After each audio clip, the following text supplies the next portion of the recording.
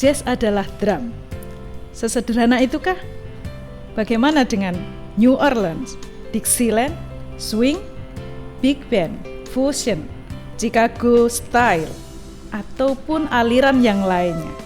Dan bagaimana pula dengan Ngayog Jazz 2020 yang sebentar lagi akan digelar? Selamat berjumpa kembali di kanal Kutunggu di Pojok Ngasem, sebuah kanal podcast yang mencoba memperbincangkan seputar permasalahan yang ada di sekitar kita dengan obrolan santai. Dan di Yogyakarta, bulan November adalah Ngayog Jazz. Bersama saya, Becky, Kutunggu di Pojok Ngasem.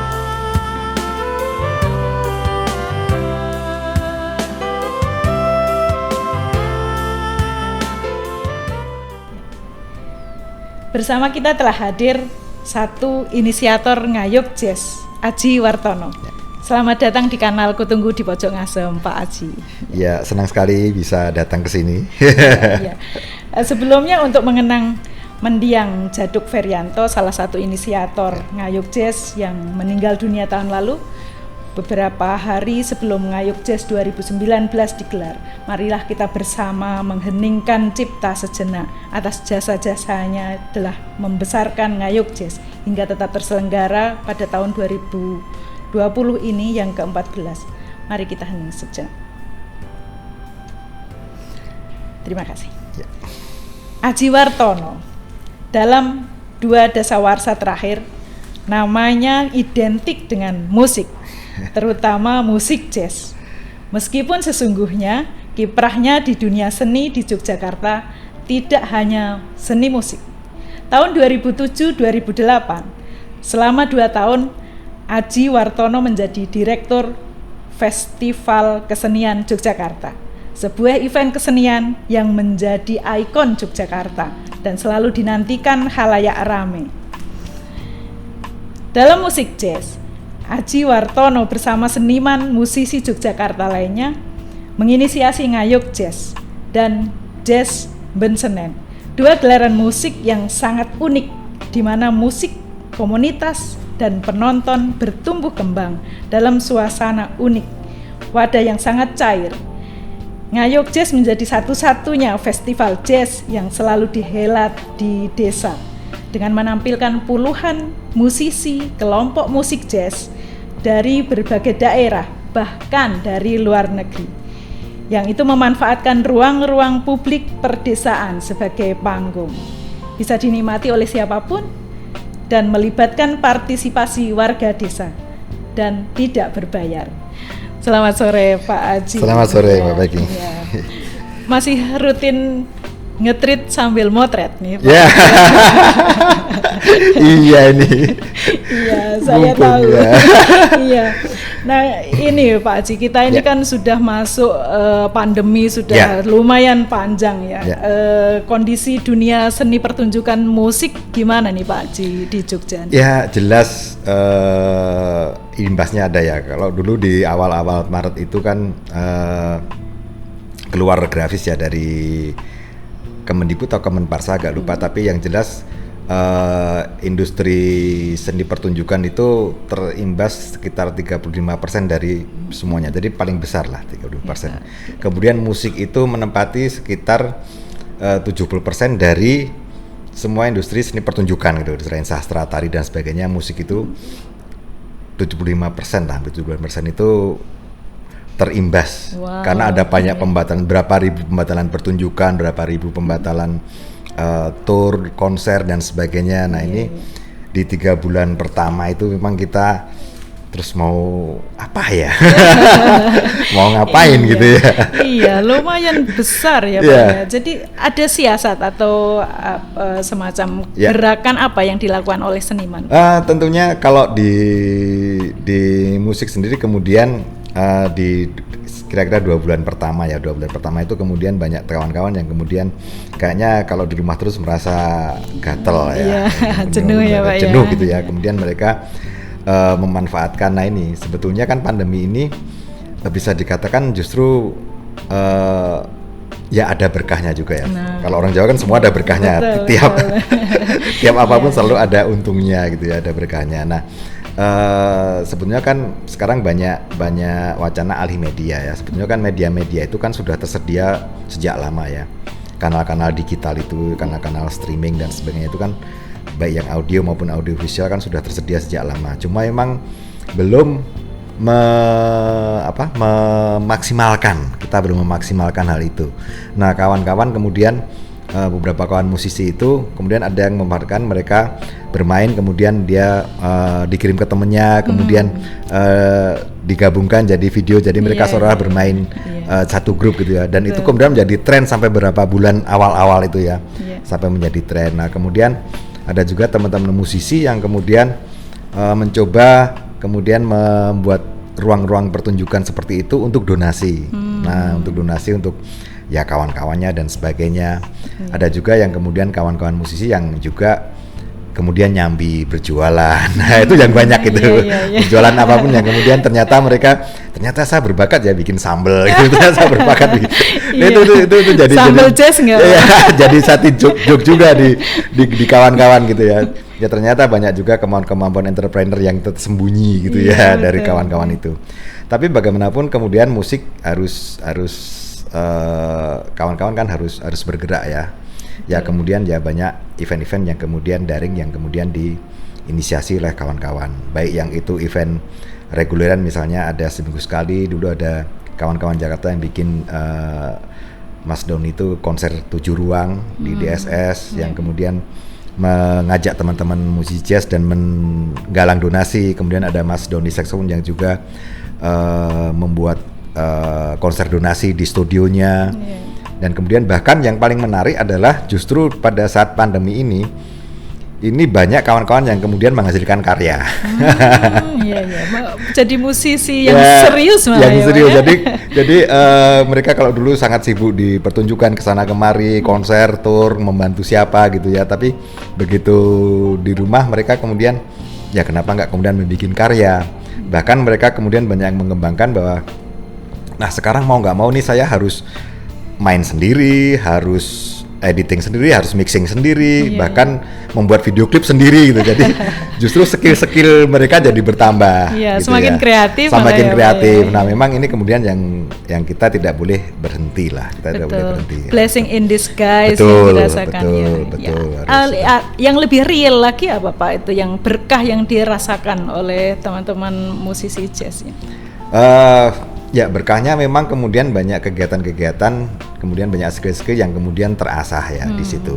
Tapi yang jelas kalau memang kemudian dampak ke finansial masih ada sampai sekarang ya, karena kemudian ya bayangkan mereka biasanya tour sebulan berapa kali, sekarang nggak ada. Tapi ada beberapa program dari pemerintah memang yang kemudian bisa diakses gitu ya, pertunjukan daring, kemudian seperti ada Budaya Saya, ada Indonesia Kaya dan sebagainya yang kemudian membuat satu dia membuka teman-teman untuk berpartisipasi untuk membuat sesuatu dan kemudian dipresentasikan dalam bentuk daring. Nah ini yang sangat menarik sebetulnya.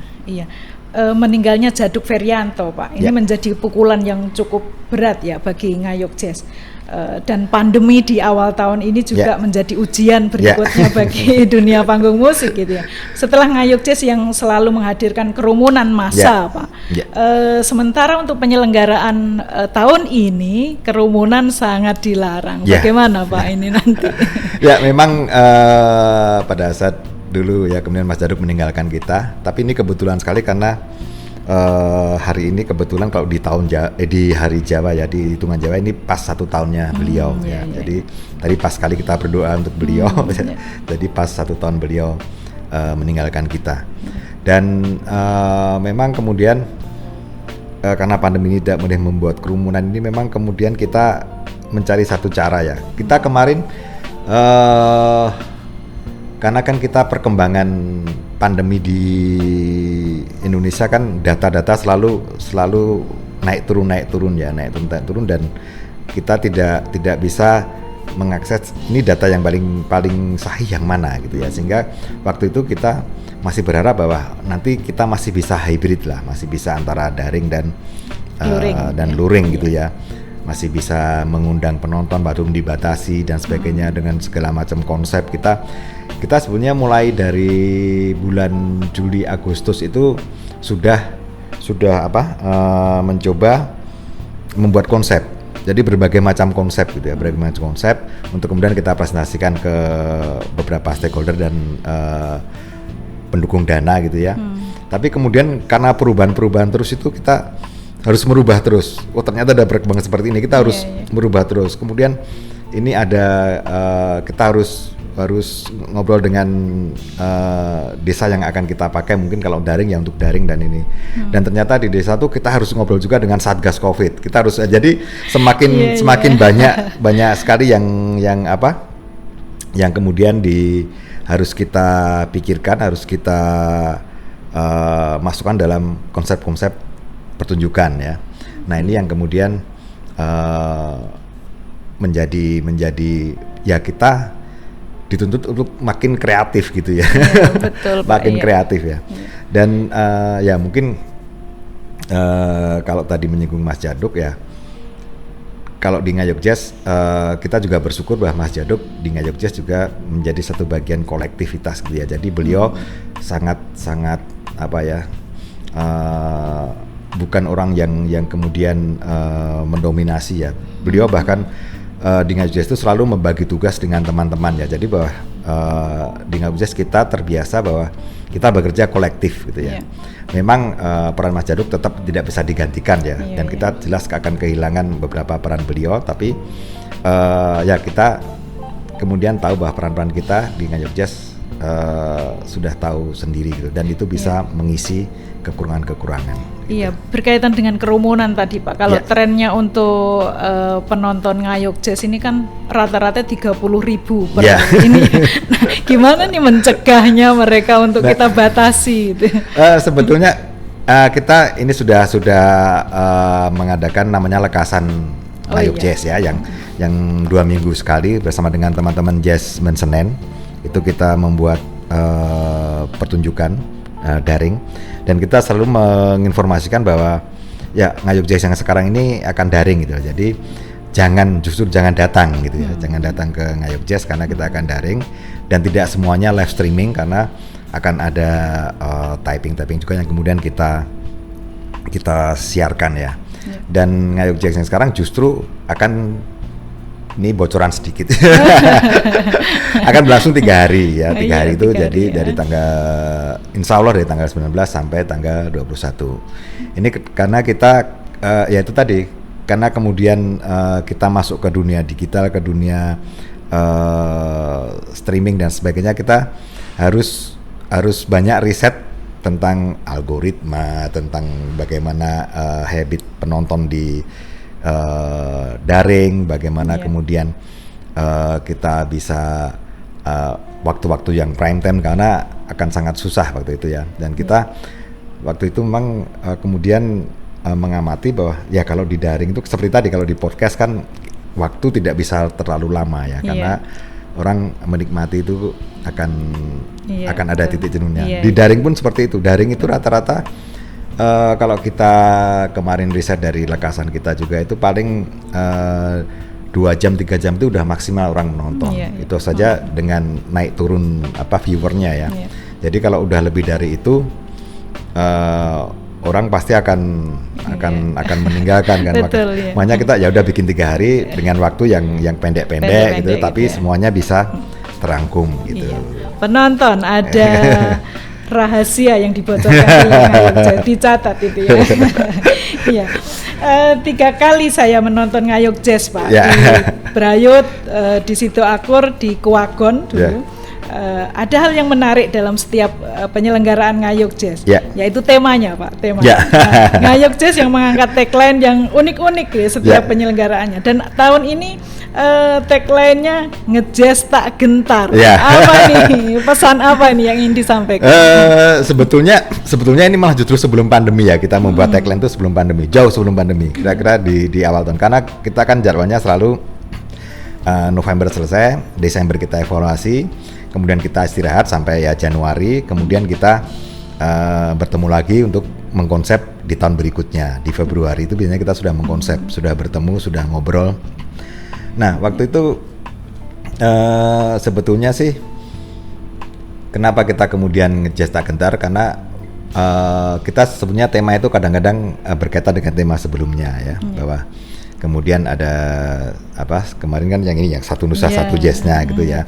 Kemudian kita melihat kondisi yang saat ini, kondisi kehidupan sosial, budaya, politik lah seperti itu, dan bahwa kita banyak menerima pukulan-pukulan dari luar lah gitu ya, dari luar, dari dalam sendiri, yang kemudian banyak dalam tanda kutip ketidakcocokan antar masyarakat dan sebagainya, orang saling protes, saling ini. Nah kemudian kita ini gimana ya kita mengembalikan lagi kepada kita bangsa yang bersatu gitu loh ya, yang bersatu, yang dulu pernah bersatu dan pernah berhasil kemudian menjadi kemerdekaan seperti itu ya. Nah kemudian apa ya ini ya gitu ya, ya akhirnya kita kalau dari lagu Maju Tak Gentar itu kan, bahwa ya kita harus selalu maju walaupun apapun yang terjadi. Sebagai bangsa, sebagai manusia, kita harus selalu tak gentar apapun yang terjadi, seperti itulah gitu ya. Nah kemudian muncullah Jazz Tak Gentar seperti itu. Nah kemudian pandemi gitu ya, pandemi. Nah justru kemudian kawan-kawan ini masih tetap relevan kok pandemi ini, karena kita tetap menampilkan ngayuk jazz, jadi kita tidak gentar juga gitu ya. Betul. Tidak gentar akhirnya. Ya udah nggak apa itu, makanya tagline dulu tetap kita pakai saat ini gitu. Iya. Baik Pak, ini untuk merefresh kembali ini untuk pemirsa, dalam catatan saya tema-tema ngayuk jazz ini sebelumnya zaman ngejazz. Ya, ya kan Pak, itu yang pertama ya? Iya, yang pertama. Yen ra ngejazz, ra kedum jazz. Ini tahun 2007 ya. Jazz Desa Milangkori. Ya, itu juga. Jazz Basuki Mawabeo. Ya. Ngunduh jazzing Pakarti. Ya. Dengan jazz kita tingkatkan swasembada jazz. Ya. Ya. Rukun Agawai jazz. Tung tak tung jazz. Ini luar biasa, bineka tunggal jazznya. Kemudian Hamamayu Karyenak jazzing Sasomo. Wani ngejazz luhur wekasane. Negara mawa tata jazz mawa cara. Dan yang 2019 satu nusa satu jazznya. Iya. Nah Pak Haji, sejauh ini kondisi pandemi ini, persiapan yang sudah dilakukan untuk animo masyarakat, menjaring animo, atau kemudian komodifikasi yang dia lakukan seperti apa nih Pak?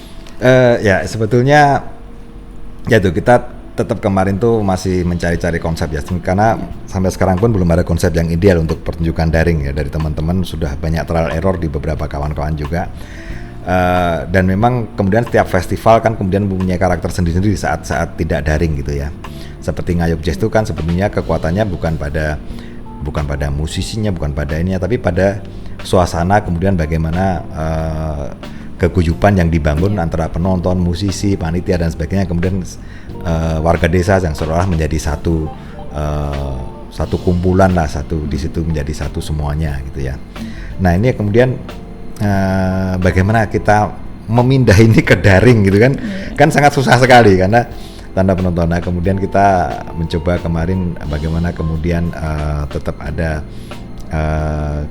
kita buka chat seluas-luasnya, kemudian kita akan mempersiapkan bagaimana besok interaksi, apakah akan dengan Zoom, ada penonton yang diundang secara daring atau bagaimana, dibatasi atau gimana. Nah ini kita baru mencari-cari konsep itu, dan memang kemarin kita sudah mempresentasikan tetap bahwa suasana desa tetap harus tampak gitu ya, suasana desa harus tetap tampak, dan kita akhirnya gabungan. Jadi justru ini tantangan kita bahwa bagaimana kemudian membuat satu pertunjukan di daring tidak hanya sekedar memindahkan, misalnya hanya mensut panggung kemudian dipindahkan ke layar ya, yang kemudian ya seperti televisi itu ya, ada penunjukan di panggung kemudian orang kita bisa nonton televisi, tapi ya itu televisi. Tapi ini kita kan sebuah festival yang tentunya harus menunjukkan sesuatu yang lain. Nah, ini kemudian bagaimana cara kita tidak hanya sekedar memindahkan hal ini ke layar. Jadi kita kemudian mengajak teman-teman juga yang jadi inilah kemudian kita baru sadar bahwa ini multimedia sangat dibutuhkan gitu ya. Betul.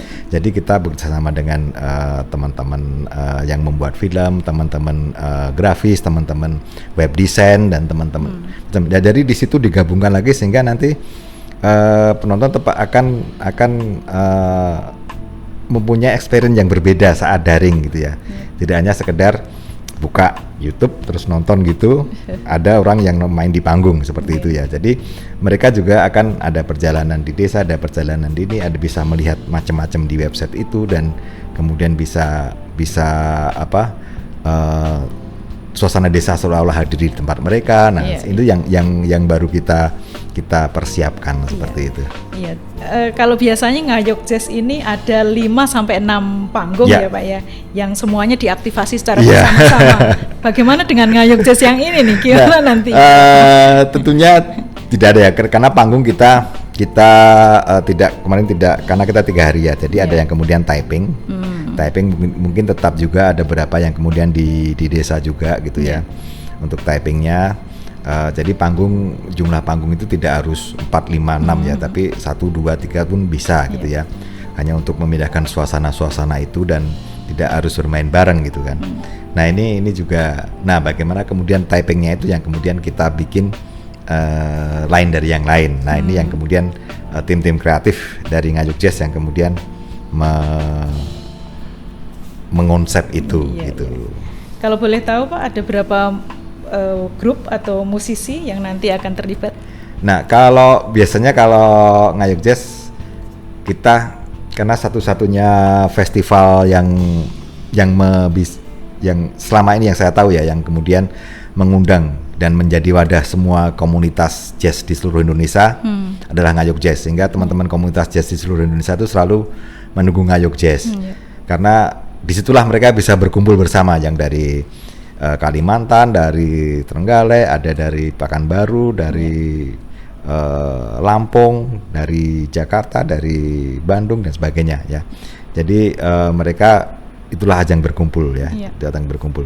Nah di sini juga kalau dulu kadang-kadang ada kendala mereka datang gitu ya, tapi kan karena kita sekarang typing ya, mereka bisa typing di tempat mereka itu. Betul. Jadi ada sekitar 15 komunitas sudah masuk gitu ya.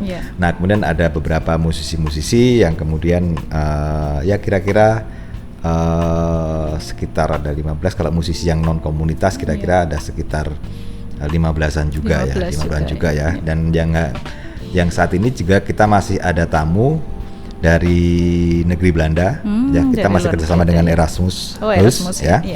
Nah kita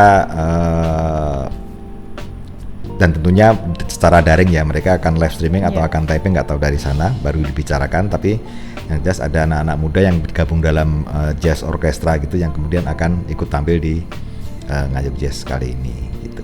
Bocorannya boleh nih Pak, siapa yang terkenal nanti?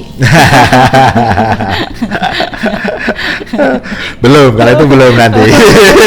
Ya, saya nggak berhasil membuka bocoran ini. Oke, nanti pemirsa bisa mengikuti 4 kali lekasan Ngayog Jazz 2020 yang sudah digelar setiap 2 minggu sekali ya Pak ya, secara live streaming di kanal YouTube Ngayog Jazz. Anda juga akan bisa untuk mendapatkan informasi yang mencukupi tentang penyelenggaraan Ngayog Jazz 2020, tayangan ulang atau tayangan tundanya lekasan Ngayog Jazz 2020 ada di kanal itu. Silakan dikunjungi. Sebenarnya nih Pak, yang ingin kita perbincangkan, tantangan terberatnya apa sih untuk penyelenggaraan Ngayog Jazz 2020 ini? Sebetulnya kemarin tantangannya adalah tantangan yang sebetulnya bisa dikatakan tantangan, bisa enggak sih, adalah tentunya pendanaan ya. Pendanaan itu karena di dalam pandemi saat ini gitu ya, semua sektor kan terkena ya. Semua sektor terkena, bahkan pemerintah pun karena Ngayog Jazz kan selama beberapa tahun ini memang didukung oleh pemerintah daerah dan juga kadang-kadang Kemenpar juga ikut membantu ya. Tapi kan mereka juga disiapkan sekarang kan tidak bisa sebesar yang tahun-tahun kemarin karena memang kebutuhannya untuk mengatasi pandemi ini sangat besar sekali gitu ya. Bahkan kemudian sponsor-sponsor yang non pemerintah juga mereka terkena banyak anggaran-anggaran untuk promosi karena mereka juga bagaimana mau promosi kalau misalnya membuat kerumunan nggak boleh, kemudian dan mereka juga untuk ya biaya macam-macam tentunya pencegahan COVID di perusahaannya masing-masing. Nah ini yang kemudian, tapi alhamdulillah tetap banyak yang membantu gitu ya, walaupun mungkin tidak sebesar yang kemarin gitu ya. Tapi kita pun juga sadar bahwa ya kita sekarang daring mungkin bisa di kalau Jawanya tuh dicake gitu ya. Ya itu. Nah sebetulnya ternyata daring itu juga sebetulnya tidak kemudian menjadi murah gitu ya ternyata gitu ya. Karena konsep-konsep digital kalau kita ingin bagus, ingin perfect gitu ya, itu juga membutuhkan biaya yang banyak sebetulnya. Betul Pak. Kalau boleh saya tahu untuk dukungan Pemda DIY sendiri gimana Pak? Pemda DIY selalu mendukung ya. Udah berapa tahun ini, sekitar 5 tahun terakhir ya. Itu selalu mendukung. Dulu melalui Dinas Kebudayaan ya, tapi kemudian dialihkan ke Dinas Pariwisata.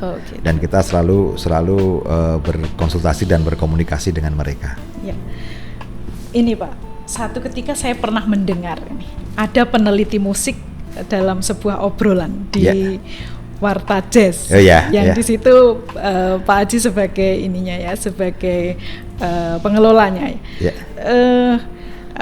Jazz itu dibilang sebagai instrumen yang menggunakan drum, sehingga jazz adalah drum. Bagaimana ini Pak? Nah, itu juga aja kalau ya ada yang bilang gitu, macam-macam sih. Ada yang bilang dari drumnya, dari simbalnya itu yang bunyi jazz itu dari jazz, macam-macam lah. Kita sendiri kalau misalnya sebenarnya kalau dibilang jazz itu yang gimana sih, itu susah dijawab untuk dijabarkan seperti apa ya gitu ya. Karena banyak buku, banyak peneliti juga banyak pendapat gitu ya. Dan ya bermacam-macam. Jadi jazz sebagai kajian akademi lain lagi, jazz sebagai sebuah teori lain lagi, jazz sebagai sebuah musik lain lagi, jazz sebagai sebuah branding lain lagi. Nah, bisa bermacam-macam gitu. Iya. Ini Pak, Pak Aji ini kan Direktur FKY ya. Dulu. Iya, seni rupa ini menjadi salah satu ikonnya. Bagaimana tanggapan Pak Aji dengan konsep yang ada di belakang saya? Ini ada pameran tunggal satu karya ini. Bagaimana menurut Pak Aji? Saya sebetulnya seni rupa tidak terlalu ahli ya, cuma menikmati gitu ya. Tapi memang kan kalau seni rupa ada macam-macam ya, ada yang dekoratif, ada yang kontemporer dan sebagainya. Nah, kalau yang secara dekoratif, kalau saya melihat lukisan seni rupa itu selalu pada apa sih yang mau disampaikan gitu ya. Apa sih kalau misalnya gambar yang di belakang itu ya, itu misalnya apa sih suasana apa sih yang saya rasakan gitu, suasana ada kesendirian, kemudian suasana imajinatif, suasana yang suatu yang menuju ke sesuatu yang belum diketahui seperti itu. Nah, imajinatif seperti itu yang kemudian terkesan seperti itu ya. Jadi itu aja sih. Baik Pak, ini pemirsa, ini pameran tunggal satu karya ada di belakang saya. Ini Pak yang ingin saya sampaikan. Ini adalah program Kanal Kutunggu di Pojok Ngasem. Ini berupa ruang representasi karya oleh seniman perupa di dinding studio saya. Ini merupakan program yang terpisah meskipun yang ini digelar pada waktu dan tempat yang sama. Pada periode pertama Oktober 2020 kemarin, ini nanti akan kami selenggarakan sampai nanti Juli 2021. Ini melibatkan 20 seniman perupa yang terdiri dari 6 seniman perupa muda, 6 seniman non-akademik, dan 8 seniman perupa eksperimental nanti. Presentasi ke-20 seniman seni rupa ini sudah jadwal secara berbarengan dengan jadwal podcast kita Pak per 2 mingguan nantinya. Pameran terbuka untuk kunjungan langsung terbatas karena kondisinya seperti ini. Jadi harus mematuhi protokol. Kemudian juga nanti karena ada keterbatasan pengunjung nanti bisa menghubungi Biro 3 UEM untuk kunjungan langsung terbatas. Informasinya nanti bisa dilihat di bawah podcast ini nanti. Ini Pak, ini yang ingin saya sampaikan bahwa ini adalah lukisan Rismanto Pak, terbaru 2020. Judulnya Mendengar dan Merasakan. Di atas cat akrilik kanvas berukuran 110 kali 140. Ini sebenarnya bercerita tentang bagaimana hutan yang seharusnya dilindungi, bagaimana hutan ketika dia tetap terjaga dengan baik akan menggambarkan bahwa ini ada kesabaran, ada keteguhan seseorang sehingga ketika di situ muncul nafsu maka dia akan generasi berikutnya tidak akan mendapatkan gambar seperti ini. Ya, jadi ini bagian pelajaran untuk kita semuanya. Ini Pak Aji, saya juga pernah mendatangkan jazz band Senen dulu di acara kami di Pekan Budaya Masuk Kampus di UMY pada saat itu tahun 2016. Ada komunitas Yes namanya. Kemudian The Blue Train, kemudian Tricotado. Ini pernah kami datangkan untuk tampil di acara kami di Pekan Budaya Masuk Kampus. Pak Aji sebelum masuk ke sini melihat pendopo agung dalam Mangkubumen. Ada rencana nggak Pak? Tadi sudah ada rasa-rasa dengan Hakim sih, dengan Mas Hakim tuh ya. Ini kalau buat pertunjukan ya asik ya sore-sore gini ya ada pertunjukan jazz gitu. Ya suatu ketika dibawa jazz band Senen ke sini atau ngayuk jazz gimana? Kalau ngayuk jazz belum tahu ya. Nanti kalau nggak pandemi terus semua ke sini gimana? Tapi kalau jazz band Senen bisa. Teman-teman kan fleksibel juga kalau misalnya ada acara ya kayak kemarin di UMJ yang itu ya acara itu, atau teman-teman jazz band Senen sebenarnya sangat-sangat fleksibel mereka itu. Sangat senang kalau mereka disuruh bermain ke mana-mana gitu. Iya. Pak Aji, sudah pernah mengadakan di pantai, sudah pernah, di gunung pernah, di pinggir jalan juga sudah pernah, bahkan di pasar pun juga sudah pernah. Setelah reok jazz di Telaga Ngebel, di Ponorogo. Kira-kira Pak Aji mau tempat apa lagi nih? Loh sebenarnya tempat itu sih tergantung kawan-kawan sih, ada kawan-kawan yang kemudian ini bisa nggak sih gitu. Ada sih pernah yang sangat saya berkesan itu adalah sebetulnya sih tidak terlalu perfect pertunjukannya ya karena ya kondisi alam yang susah, kemudian ada kendala-kendala macam-macam, tapi di situ ada kesan karena waktu itu di Maumere itu di tengah hutan bakau. Jadi di tengah hutan bakau gitu kita berjalan kira-kira 500 meter gitu baru nyampe di tempat pertunjukan gitu ya. Dan itu adalah hutan bakau yang dibangun oleh namanya Baba Akong. Baba Akong itu dia penerima Kalpataru pada era SBY, dia penerima Kalpataru dan dia dulu tempat itu adalah rawa dan juga tidak ada tanaman, dan dia menanam itu dari dia muda, dari dia umur berapa tahun, belum berumur 20 tahun loh, sampai dia tua, dan itu sekarang sudah menjadi hutan bakau yang sangat luas. Itu dan dia membangun sendiri jembatannya di situ, jembatan bambunya sampai dia meninggalnya 2 tahun yang lalu dia meninggal. Itu dia masih selalu keliling di sana untuk memperbaiki jembatan-jembatan bambu. Nah itu sangat terkesan sekali, dan saya kira kalau musik itu ya bisa dihadirkan di mana-mana sih sebetulnya gitu ya. Tergantung kitanya aja kemudian akan membuat suasana seperti apa. Kemarin juga ada teman-teman yang mengajak itu ada kebun teh, ada kebun kopi, kemudian ada yang di hutan. Iya. Kita lihat aja lah. Betul Pak. Tempat nanti akan menunjukkan ini ya, bagaimana musik itu juga bisa romantis dengan tempat-tempat yang akan kita selenggarakan. Di menit terakhir nih Pak, closing statement sedikit saja. Ya, saya kira berkaitan dengan pandemi dan kesenian ya, dalam musik ya. Jadi jangan berhenti berkreatif ya, jangan berhenti berkreasi, berproses kreatif, karena justru di masa pandemi ini banyak sekali hal-hal yang mungkin kita tidak tahu bahwa kita bisa mengeksplor gitu ya. Jadi apapun yang terjadi, jadikanlah sebuah hambatan itu adalah sebuah jalan untuk masuk ke satu ruangan yang lain. Seperti itu. Baik, terima kasih Pak Aji. Semoga Ngayog Jazz tak gentar dengan kondisi apapun. Amin. Jika video ini bermanfaat, kabarkan kepada yang lain. Silakan subscribe, komentar, berikan masukan, saran bila perlu, dan jangan lupa aku tunggu di pojok ngasem.